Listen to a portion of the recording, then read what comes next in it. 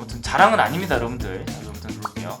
누르면은 일단 결론부터 말씀을 드리자면은 주식으로 돈을 버는 거는 정말 어렵지 않습니다. 네, 안녕하십니까. 6년차 전업투자자 불기둥 탐색입니다. 요 계좌 같은 경우에는 이제 제가 단기적으로 이번 달에 수익을 좀 냈습니다. 내가지고 뭐 1,300만 원 정도 이번 달에는 좀 수익을 좀 냈네요. 이렇게 단기적으로 이렇게 단타를 치고. 썸네일을 지금 클릭하시고 정말 돈을 많이 버는 방법이 뭐야 라고 궁금해 하시면서 들어오신 분들은 어떤 뭐 화려한 기법이라든지 아니면 뭐 정말로 제가 딱 비기를 알려드릴 수는 없을 것 같습니다. 만약에 정말 그런 게 있다라고 하면은 저는 사기꾼이 되는 거죠. 그죠? 그래서 어쨌든 지금 오늘 이제 강의를 통해서 중요한 내용이지만 기본적인 내용을 상기 리와인드 시켜드리려고 합니다. 자, 일단 결론부터 말씀을 드리자면은 주식으로 돈을 버는 거는 정말 어렵지 않습니다.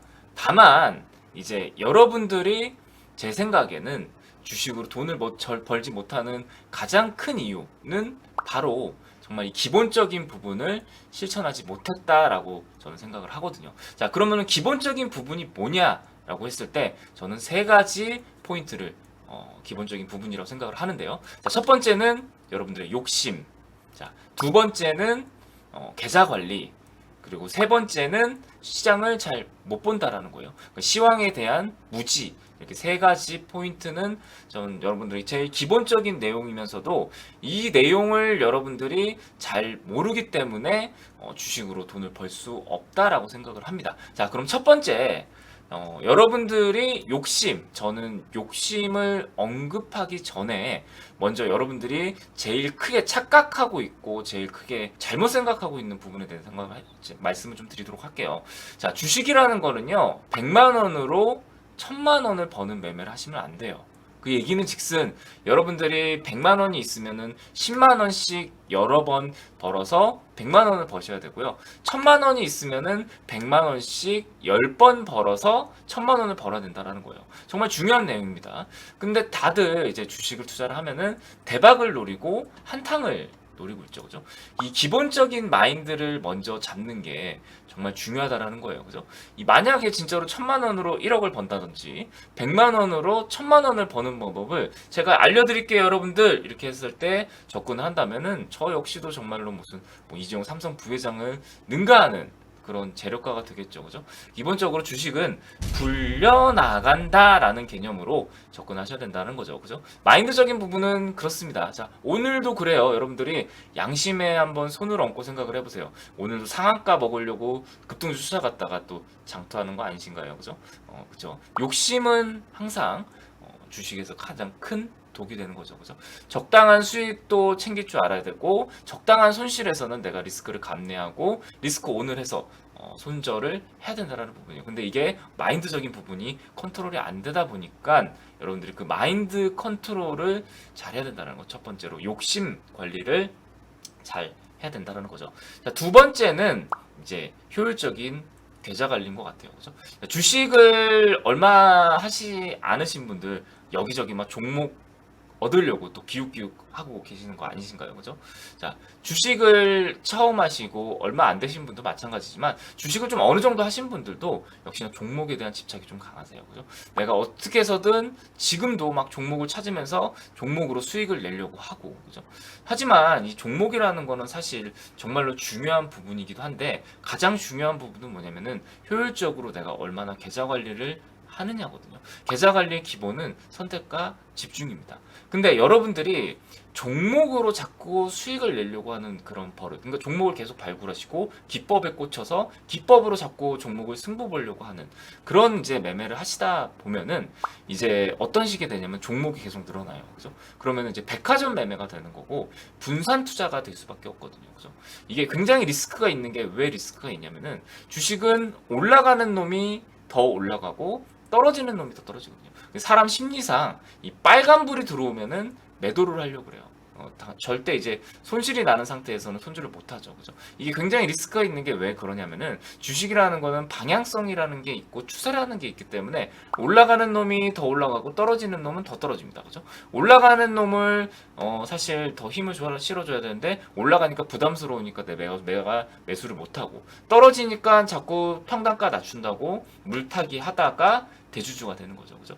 그러다 보니까 이렇게 종목이 분산이 되고 이 종목 샀다가 저 종목 샀다가 이 종목 샀다가 그죠? 그렇게 되면 이제 어떤 식이 되면은 계좌의 방향성이 나오지가 않는 거예요. 이 놈은 올라가는데 저 놈은 떨어지고 그죠? 내가 총 계좌가 1,000만 원이 있으면은 막 10만 원씩 100종목을 산단 말이에요. 그죠? 아니면 100만 원씩 10종목을 사고 그죠? 그러면은 그게 다 올라가면은 좋은데 만약에 다 올라가지 않고 한 놈은 올라가고 한 놈은 떨어지고 하면은 그냥 차라리 1,000만 원을 그냥 1%만 수익을 내더라도 확실하게 들어가는 게 좋다라는 거죠. 이게 분산을 해놓으면 이 놈은 올라가고 저 놈은 떨어지고 하다 보면 어떻게 보면 계좌의 방향성이 잃어버리게 되는 거예요. 계좌의 방향성이 나오지 않는다라는 거는 어떻게 보면 내가 그 종목에 확신이 없는 거고 기준이 없는 거예요. 그래서 방향성이 어쨌든 나오지 않는 리스크를 진다라는 거, 그 얘기가 뭐냐면은 내가 어떻게 보면은 방향성이 나오지 않는 리스크는 오히려 이 종목이 부러질까봐 겁나서 못 들어가는 것보다 더 리스크가 저는 크다라고 생각을 하거든요. 특히 개인 투자자분들, 자금이 적으신 분들은 특히 더 그렇다라는 거예요. 정말 의미가 없는 매매라고 생각을 합니다. 그러면은 왜 비중을 우리가 싣지 못할까? 라고 생각을 해보면은 나만의 어떤 확실한 기준이 없거든요. 뭐 저같이 전업 투자자를 하거나 아니면은 매매 구력이 좀 되시는 분들은 확실하게 여기서 사서 여기서 파는 그런 연습이 되어 있어요. 그죠? 그러다 보면 내가 여기서는 내가 리스크를 감내하고 좀 잘라내야지. 여기서는 이 추세를 타고 조금 더 수익을 내야지라는 어떤 기준이 있는데 여러분들은 그런 기준이 없다 보니까 계속 종목만 늘려나가는 거예요. 종목만 늘려나가면 이거는 여기서 이거 좋다 하고 이거 사고 저기서 저거 좋다 해서 저거 사고 하면은 종목이 막 늘어지면은 시장이 또 빠지게 되면은 우르르 다 빠지고 올라올 때는 다 안 올라오고 그죠? 그런 상황이 좀 벌어지죠. 그러다 보니까 항상 선택과 집중이 가장 중요한 부분이기도 하고요. 그죠? 그래서 이 계좌의 비중을 싣고 선택과 집중을 한 상태에서 내가 대응을 해야 된다라는 거예요. 그죠? 자, 결국에는 주식은 세 가지 방향성이 있습니다. 내가 사면 오른다, 횡보한다, 내린다. 자, 개인들은 오른다만 생각을 하고 있죠. 그죠? 근데 그렇게 생각하지 마시고 이 주식이 떨어지면 어떻게 될 것이냐, 횡보하면 내가 어떻게 해야지, 올라가면 내가 어떻게 해야 되지라는 시나리오를 확실하게 세우고 선택과 집중을 하라라는 말씀이죠. 그죠? 그리고 세 번째는 이제 그 시황과 시장에 대한 중요성을 모른다라는 거예요. 그죠? 보통 주식을 시작한 지 얼마 안 되신 분들이라든지 주식을 좀 어느 정도 경험이 있다 보면은 이번에 좀 폭락장을 맞아보고 시장이 많이 빠지는 걸 맞아보면 정말 시황이 중요하구나 이런 걸 느끼십니다. 자, 비트코인을 보면은 알트코인을 우리가 매수를 하잖아요. 그죠? 근데 비트코인이 무너지면 어떻게 돼? 알트코인이 다 빠지게 되죠. 그죠? 이 종합지수라는 거는 어떻게 보면은 종목의 평균 값입니다. 그죠? 그러다 보니까 지수가 내려간다라는 거는 종목이 내려간다라는 거고 이거는 정말 많이 생각을 해봐야 된다라는 거예요. 그죠? 개인 투자자분들은 저처럼 이제 전업 투자자가 아니잖아요. 그죠? 그렇다고 뭐 전문가처럼 리딩을 하는 게 아닌데 자꾸 매매를 많이 하시려고 해요. 언제? 시장이 많이 빠지는데도. 시장이 많이 빠지면 사실 주도주에서 내가 단기 매매를 한다든지 단타 트레이딩을 해야 되는데 개인 투자자분들이 아까 두 번째 제가 뭐라고 그랬어요? 선택과 집중을 해야 된다고 그랬죠. 근데 개인 투자자분들은 이 선택과 집중을 하면서 단타 매매를 해야 되는데 회의도 가야 되고 업무도 바쁘고 하루 종일 쳐다볼 수가 없죠. 그러다 보면은 이제 물려서 나는 장기 투자가 될 거야 라고 장기 투자가 돼버리는 그런 상황이 발생이 되는 거죠. 그러다 보니까 이 시황이라는 거 정말 중요합니다. 자, 대부분의 개인들이 이번 하락장에서 많이 손절하고 많이 던졌어요, 물량을. 그죠? 혹은 하락장이 나올 거라고 생각을 해서 내가 현금을 들고 있으신 분도 있고요. 근데 중요한 건 뭐냐면은 시장이라는 거는 적절한 대응도 필요하지만 가끔은 이렇게 변동성이 큰 시장에서는 내가 하락도 피하게 되면 상승도 피하게 되거든요. 그죠? 내가 하락장이 무서워서 손절하게 되면은 내가 다른 종목을 또 매수해야 되는데 지금처럼 막 이렇게 시장이 올라가면은 내가 현금 쓸 타이밍을 또 잃어버리게 되고 결국엔 주식이 내 계좌에 있어야 어떻게 해서든 돈이 버는 건데 자꾸 대응하려고 하다가 모르면 대응하지 마세요. 모르면 그냥 가만히 있으세요. 그죠? 제가 항상 얘기 드리는 말씀이에요. 여러분들이 하는 대응은 항상 현명한 대응이 아니란 말이에요. 그죠?